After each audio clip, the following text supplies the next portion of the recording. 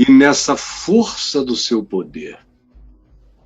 E aí ele diz: revesti-vos de toda a armadura de Deus, cubram-se, vocês podem ficar protegidos, espiritualmente inabaláveis, a fim de poderes ficar firmes, sem vacilação, sem dúvida, firmes contra as ciladas, os laços, as tentações, as arapucas, os enganos do maligno, do diabo, diabolos, aquele que divide, que nos deixa em estado de fragmentação, que destrói a nossa unidade, a nossa unicidade, a nossa certeza essencial, cai em estado de divisão, porque o diabo se manifesta criando choque, divisão, contradição crescente no nosso ser. Porque a nossa luta, fiquem sabendo, não é contra carne e sangue, não é contra as personalidades imediatas, visíveis. Nossa luta também é contra as expressões que essas pessoas veiculam por outra razão. A nossa luta não é contra elas. A nossa luta é contra o que elas representam. A nossa luta não é contra carne e sangue, sim, contra o que está por trás delas, que são principados, são seres e são camadas espirituais, são principados que têm a característica de pessoalidade, são figuras que no linguajar bíblico seriam comparadas a arcanjos, a príncipes, conforme o livro de Daniel, que chama principados espirituais de realidades que têm governos de príncipes. Ele fala do príncipe da Pérsia, ele fala do príncipe da Grécia, ele fala do príncipe de Israel. E, nesse caso, na mente de Daniel, ele está pensando em seres espirituais semelhantes a Gabriel, que ele chama de anjo.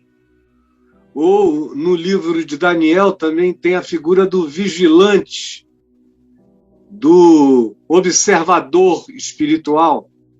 Mas tem o anjo, que é o mensageiro. São seres de outra ordem, de outra dimensão. São extraterrestres, porque não são terrestres. Não são répteis, não são anfíbios, não são mamíferos, não são insetos, não são dos ares, nem são dos mares. São de outra dimensão. Têm o poder de se tornarem visíveis e, frequentemente, o poder de se invisibilizarem diante dos nossos sentidos. Mas eles são feitos, são criatura de uma outra energia, de uma outra dimensão, de uma outra tatibilidade, mas são pessoas, criaturas não humanas. Portanto, extraterrenas no sentido de que não são criaturas da Terra, aqui chamada de anjos, de mensageiros, de vigilantes, de arcanjos, de querubins. Todas essas figuras identificam-se com pessoalidades. E Paulo diz, a nossa luta não é contra a pessoalidade imediata daqueles que estão cobertos de carne e de sangue, identificados historicamente como um ser humano, por mais perverso que seja, mas sim contra o que está por trás, contra o que eles representam. Você olha para uma autoridade constituída, ela carrega uma representação. Isso eu não vou discutir com você com base na sociologia, nem com base nas ciências físicas e naturais. Eu estou falando isso como um homem de fé, que crê nas Escrituras, crê na inspiração das Escrituras, e particularmente dessas Escrituras que estão aqui, como eu acabei de mencionar, o livro de Daniel, que é mais ou menos no período no qual essa ideia de principados, potestades, arcanjos, querubins começam a aparecer. Aí você diz, mas querubim está presente desde o livro de Gênesis. Mas o livro de Gênesis conta a história dos princípios, não quer dizer que é o livro mais antigo. O livro de Gênesis foi escrito muito depois dos Gênesis acontecer. Mas muito, muito tempo depois. É um texto narrativo, alegórico, simbólico, arquetípico e de um ponto para frente histórico. Mas foi escrito bem depois. Lá está dito que foi posto um querubim que proibia os humanos de chegarem até a árvore da vida, mas isso não foi escrito quando os fatos narrativos aconteceram, foi muito depois. Foi mais ou menos no período em que várias escrituras que narram episódios antigos também foram escritas. E o livro de Daniel acontece nesse escopo também. Houve uma grande produção literária por parte dos hebreus, dos judeus, no cativeiro de Babilônia. Foi onde as sinagogas surgiram, onde os rabinos apareceram, onde as escolas de estudo teológico começaram a acontecer de maneira sofisticada e onde escribas e escribas escreveram, compilaram, juntaram uma quantidade enorme de narrativas, que hoje estão aqui nessa sequência que nós temos, mas que nem sempre foi assim. Por que eu estou dizendo isso? Estou dizendo isso porque a ideia de principados é uma ideia que aparece, de fato, com veemência, no livro de Daniel, assim como em Ezequiel, você vê as criaturas, os girantes, as rodas. São livros com uma fartura de presenças estranhas, presenças alienígenas, presenças extraterrenas, ou seja, que nós chamamos na Bíblia de anjos, arcanjos, querubins, apenas porque descrevem como eles foram vistos e sentidos. No caso do anjo, não é um nome, só designa uma missão, é um mensageiro, é quem trouxe uma mensagem. Não diz como ele é quem trouxe uma mensagem. O querubim lá é quem guarda, quem protege algo, quem vigia um mistério, por exemplo. É nesse período que começam a ser forjadas essas ideias que crescem muito entre o livro de Daniel e depois, nos próximos 500 anos, essa ideia vai se desenvolver muito. E você descobre isso nos manuscritos do Mar Morto, na quantidade de textos daquela época, 500 anos antes de Cristo, 400, 300 anos antes de Cristo, grande fartura de material sobre principados, potestades, anjos, arcanjos, inclusive o livro de Enoque e outros similares. É um período de fartura. E Paulo estudou isso tudo. Paulo era culto. Paulo, quando diz isso, ele tem como referência esse tempo, esse período, essa produção, essa literatura. Isso não estava escrito em nenhum outro lugar, é daí e desses informes posteriores que ele tira essa conclusão. E qual é a conclusão? É aquela que Daniel afirma. Daniel diz que atrás dos reis da Pérsia havia arcanjos, havia dimensões espirituais. Atrás do reino da Grécia, com Alexandre o Grande, havia principados espirituais. Ele descreve depois Roma que viria e afirma que aquilo carregava uma presença espiritual. É tão real que Jesus mesmo usa a imagem de Antíoco Epifânio, que foi um rei seleucida, que imolou um porco no altar em Jerusalém, e diz que quando vocês virem o abominável da desolação, descrito pelo profeta Daniel, quem lê entenda, então os que estiverem na Judéia fujam para os montes. Ou seja, ele evoca aquele período de Daniel e o vincula a dimensões de natureza espiritual profunda. E o que se está dizendo é que esses seres existem como personalidades, tanto quanto existem como forças, poderes.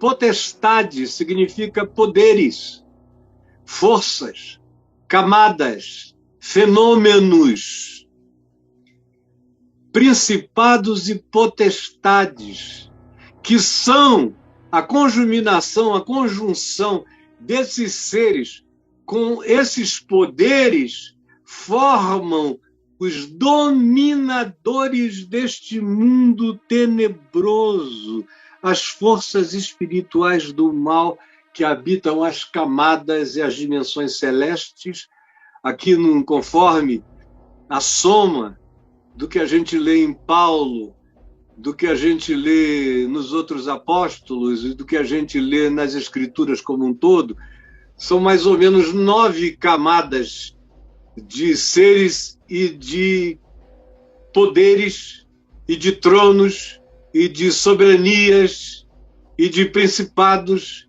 e de potestades. São camadas e camadas.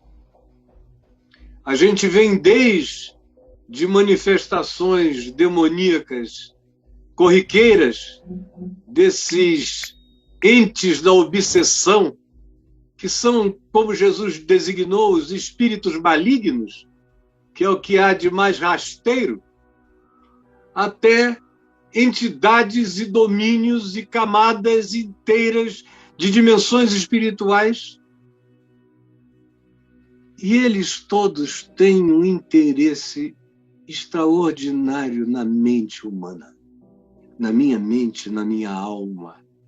Existe algo na minha alma que todos os seres do universo querem conhecer, discernir e possuir. E Paulo diz que a nossa luta não é contra a produção química de carne e sangue, mas sim contra aquilo que trabalha nas induções. Nas induções. E aí, uma vez que eu disse isto, eu quero que você saiba que eu pretendo, de maneira objetiva, tentar responder 3 perguntas para nós, uma vez que eu fiz essa introdução. A primeira, e o Braulio vai mostrar para você, é quem são esses principados, potestades e dominadores deste mundo tenebroso. Como eu já comecei a introduzir, eles são feitos de pessoalidade, são principados, são feitos de fenômenos, são potestades, são poderes, e a soma disso é o que determina frequentemente as inclinações coletivas e individuais da humanidade. Coletivas, aí sim, a gente não consegue detectá-las num estudo sociológico, mas elas estão presentes na dimensão sociológica, na dimensão psicossocial, estão presentes em todas essas dimensões como indutores, como insufladores, como mediunizadores de sentimentos, ideias, inclinações, de gerações inteiras, conforme Jesus disse. Quando ele falou do espírito imundo que sai, e que depois volta para a sua casa original procurando um lugar de repouso, e aí diz, bom, está vazia e ornamentada, ele vai e traz 7 outros piores, Jesus diz que será aquele estado pior do que o primeiro, e aí conclui dizendo, assim será com esta geração. Com esta geração, mostrando que aquele é um fenômeno não só de natureza individual, é um fenômeno generacional.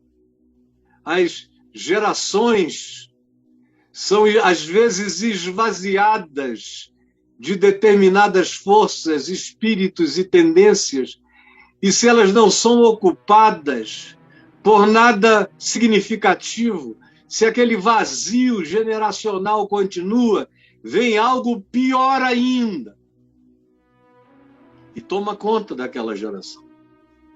Então, quem são? São seres pessoais, são fenômenos, como, por exemplo, o inconsciente coletivo, sobre o qual vou falar daqui a pouco um pouco mais. É um fenômeno, é uma potestade, é um poder. Ele não é uma pessoalidade. O principado é. O principado usa a potestade. Mas a potestade não tem consciência de si mesma, ela é um fenômeno de acumulação psicocoletiva. É o principado que manipula esse poder, esse fenômeno que se acumulou.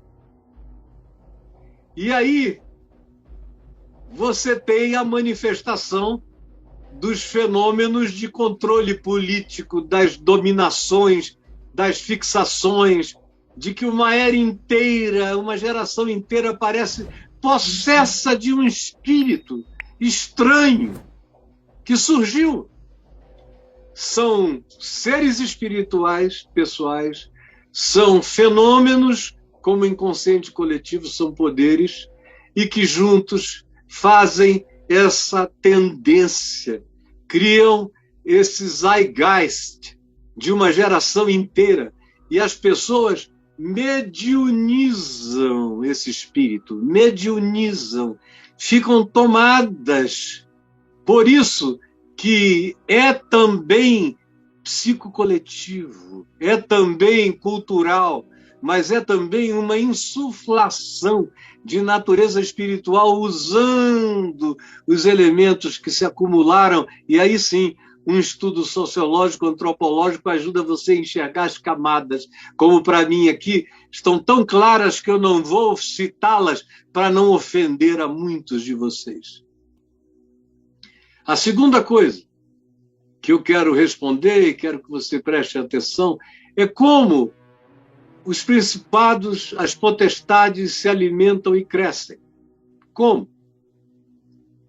Eu tenho um livro chamado Batalha Espiritual, que hoje em dia foi relançado com outro nome, Entre Dois Mundos, que você inclusive acha aí na editora Prologos, Entre Dois Mundos, e que é um livro que descreve esses fenômenos, o que é pessoalidade, o que é energético, o que é, de fato, psicossocial, o que se transforma em ideologia, o que se transforma em prática de fanatismo político e toma conta de toda uma geração.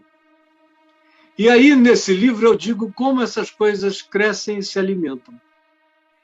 E alguns anos depois do livro ter sido lançado, ele foi falado num dos congressos da Vinde para pastores e líderes, nos anos 90, eu vim, alguns anos depois, a conhecer a minha mulher, e um dia nós estávamos conversando sobre esse fenômeno, e ela usou uma expressão que, a meu ver, é de uma simplicidade insuperável e insuplantável no que ela ilustra. Ela disse, mas é claro, não é, que a serpente tem que comer o pó da caminhada dos humanos. A maldição dela foi comer o pó da terra. E a gente estava falando justamente disso.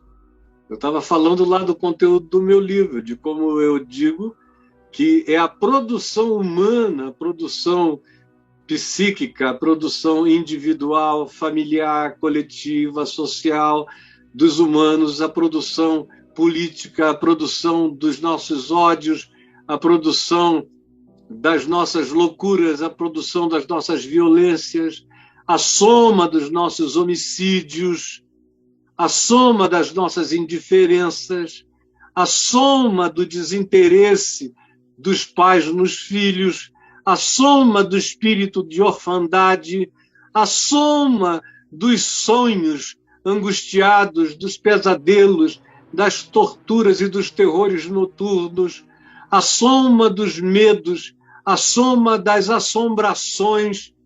Essas são as realidades que produzem a densidade, o adensamento do inconsciente coletivo, que é um fenômeno que você encontra na Bíblia.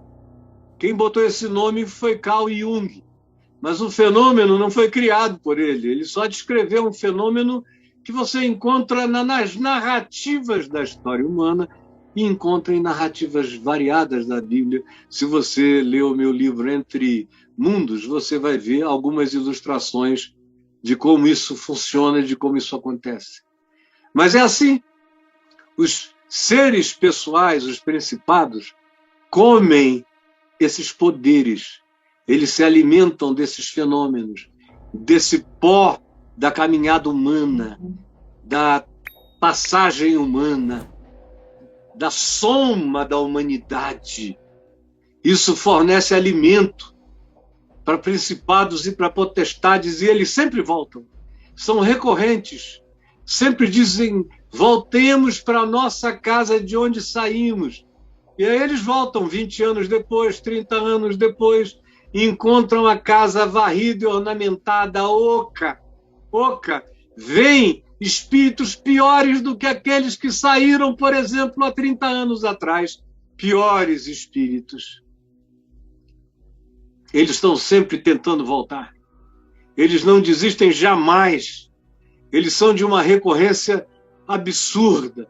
Eles voltam porque eles se alimentam desses fenômenos, e se a gente continua fornecendo as mesmas coisas, eles crescem. Eles crescem e eles crescem. Na Alemanha, por exemplo, no nazismo, a Segunda Guerra Mundial começou no início do século XX.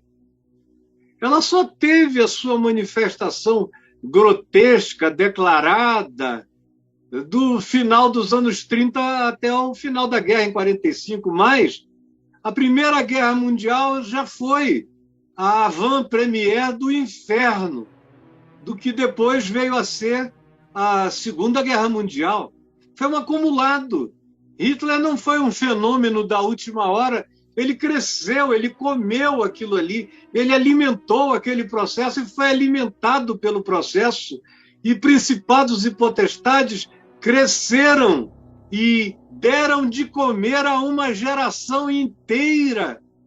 Encontraram um lugar vazio de amor, vazio de esperança, cheio de ódio e de rancor, como era a Alemanha desde o final do século XIX, início do século XX, de ódio, frustração, de desejo de expressão de soberania, de supremacia, de pensadores enlouquecidos a respeito disso.